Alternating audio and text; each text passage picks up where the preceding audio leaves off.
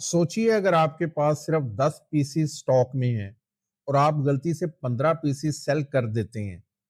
Customer payment कर चुका है लेकिन आप डिलीवर नहीं कर सकते। इस सिचुएशन को कहते हैं ओवर सेलिंग और ये बिजनेस की रेपुटेशन को डैमेज कर सकता है। इसी प्रॉब्लम का सलूशन है प्रॉपर स्टॉक रिजर्वेशन सिस्टम। आज हम देखेंगे कि उडू 19 में स्टॉक को सिक्योर कैसे करते हैं और जरूरत पर रिलीज कैसे करते हैं।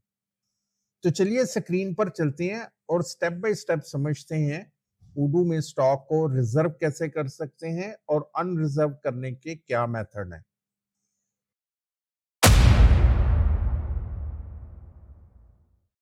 ने डेटाबेस को ओपन कर लिया है, सेल्स एप्लीकेशन में आते हैं और एक सेल ऑर्डर क्रिएट करते हैं। तो मैं न्यू पर मैंने क्लिक किया और यहाँ पर हम कस्टमर सेलेक्ट करते हैं।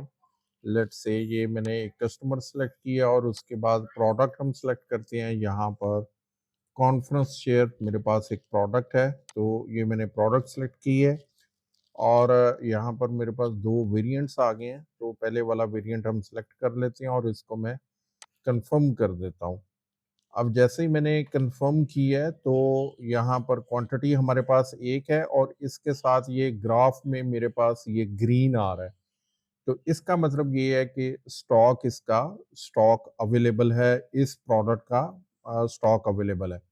तो मैं इसे सेव कर देता हूँ। सेव करने के बाद हम इसको कंफर्म कर देते हैं। मैं इस सेल ऑर्डर को कंफर्म कर देता हूँ। अब ये सेल ऑर्डर कंफर्म हो गया है।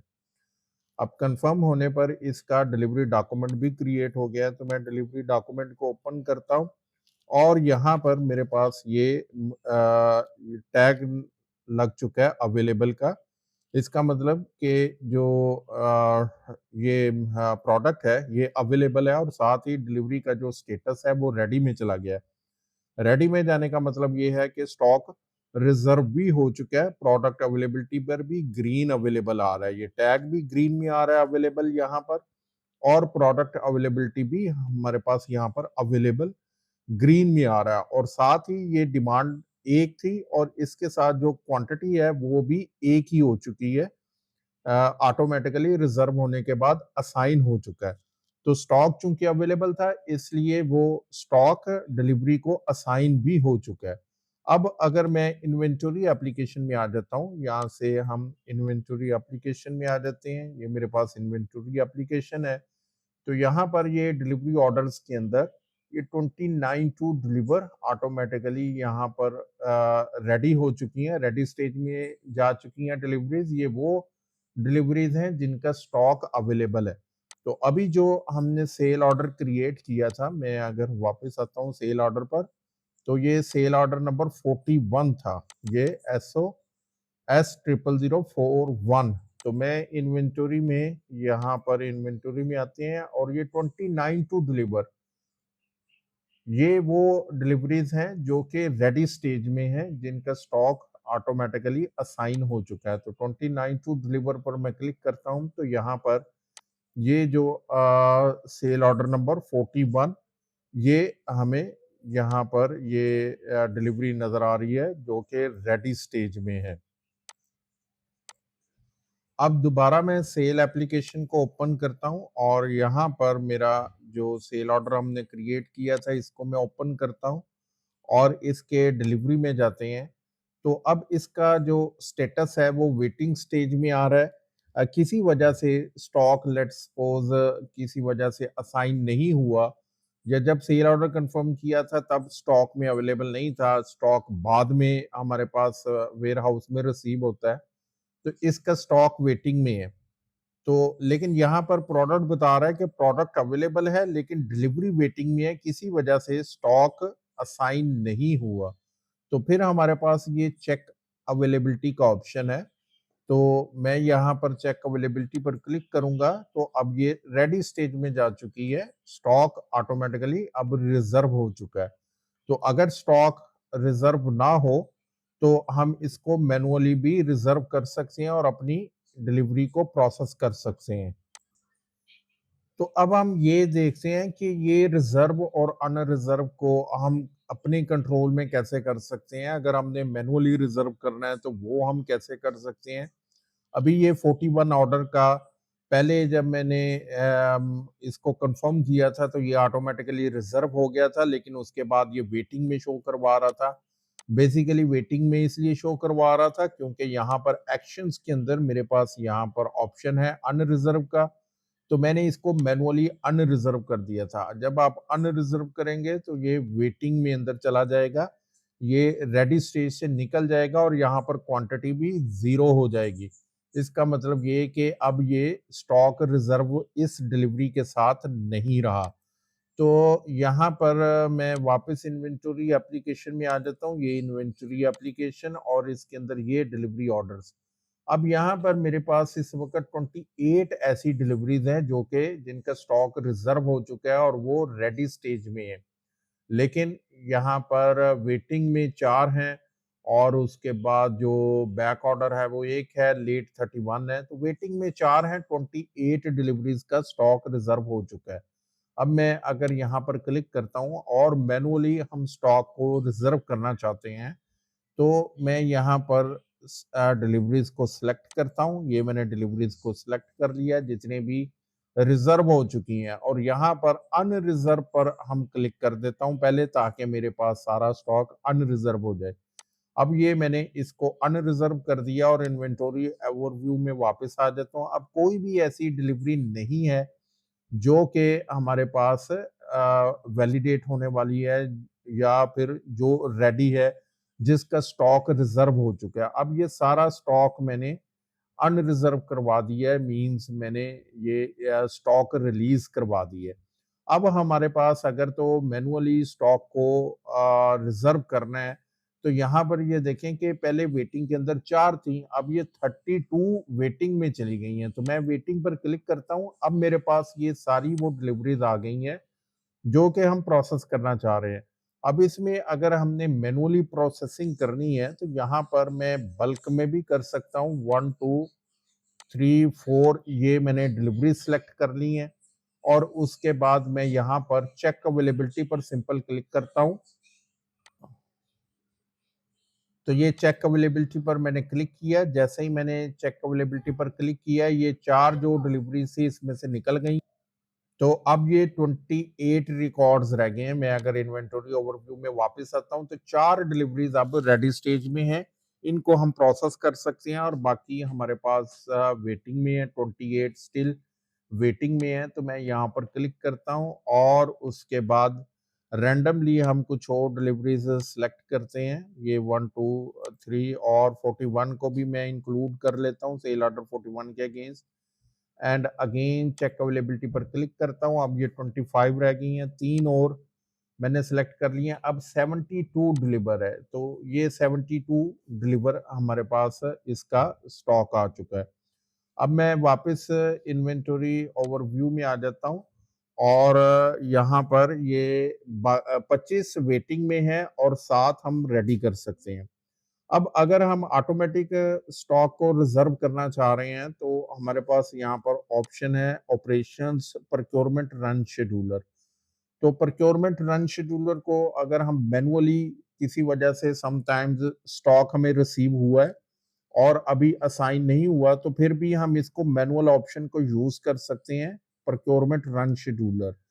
अदरवाइज ये प्रोक्योरमेंट रन शेड्यूलर ये बैकएंड पर थोड़ा टेक्निकल है, लेकिन सेटिंग यहाँ पर जो शेड्यूल ऑटोमेशन है ये एक्शंस हैं और यहाँ पर प्रोक्योरमेंट रन शेड्यूलर ये हमारे पास ये एक ऑटोमेटेड एक्शन है, तो ये भी एग्जीक्यूट होता रहेगा, डेली ये एग्जीक्यूट होगा। और अगर मैं इसको ओपन करता हूँ तो ये डेली एग्जीक्यूट हो रहा है और ये इसका टाइम है शाम के 1:30 बजे तकरीबन ये एग्जीक्यूट होता है डेली बेसिस पर। इसका हम टाइम चेंज कर सकते हैं कि ये सुबह अर्ली मॉर्निंग जब डे स्टार्ट हो, तो अगर कोई स्टॉक आ चुका है तो वहां पर ये स्टॉक 9 बजे यहाँ पर ऑटोमेटिकली असाइन कर दे। तो ये मैंने 9 बजे दे दी है, तो डेली बेसिस पर ये रन एग्जीक्यूट होता है ये शेड्यूलर और जो भी अनरिजर्व स्टॉक पड़ा होता है वो रिजर्व कर देता है। ये ऑटोमेटिकली कर रहा होता है, लेकिन अगर हमें कोई इमरजेंसी में रिजर्व करने की ज़रूरत है ऑटोमेशन के थ्रू, तो फिर ये प्रोक्योरमेंट रन शेड्यूलर को हम यूज़ कर सकते हैं। जैसे ही हमारे पास स्टॉक रिसीव हुआ है, तो प्रोक्योरमेंट रन शेड्यूलर पर क्लिक किया है, तो स्टॉक ऑटोमेटिकली रिजर्व हो जाएगा।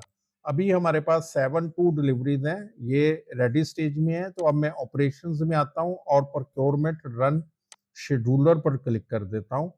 ये जैसे ही मैंने इस पर क्लिक किया है, तो अब हम देखते हैं कि यहाँ 7-2 डिलीवर्स पर मैंने क्लिक किया। अब ये 30 डिलीवरीज़ ऐसी हैं जो कि रेडी स्टेज में जा चुकी हैं। इन्वेंटरी ओवरव्यू में वापस आ जाता हूँ, पेज को रिफ्रेश किया है, तो 30 टू डिलीवर मीन्स 30 डिलीवरीज़ ऐसी हैं जिनका स्टॉक ऑटोमैटिकली रिज़र्व हो चुका है।